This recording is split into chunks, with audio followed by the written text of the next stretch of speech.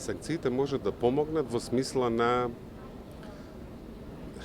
да дадат сигнал и можат некој локален моќник да го соголат во очите на граѓаните.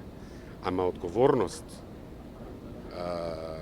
не може да има ако нема правда кај нас.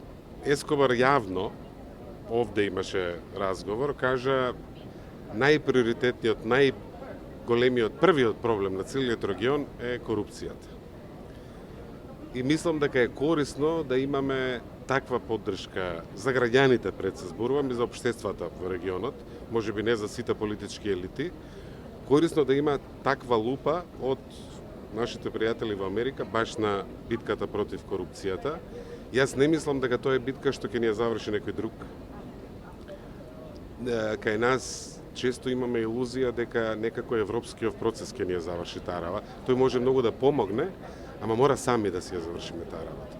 Како ќе зборуваме за проевропска коалиција и проевропски блок, а се шири корупција и партизација во секоја пора во македонското општество. Тие две работи се неспоиви. Мора процесот да се врати на суштината. Мора прогресот да зависи од тоа колку сте сериозни како владеете дома.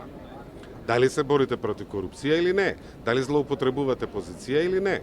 Никогаш во историјата на процесот на преширување, историски и идентитетски прашања не биле дел од пристапниот процес. Никогаш земја кандидат не и требале две меѓувладени конференции за да ги почне преговорите.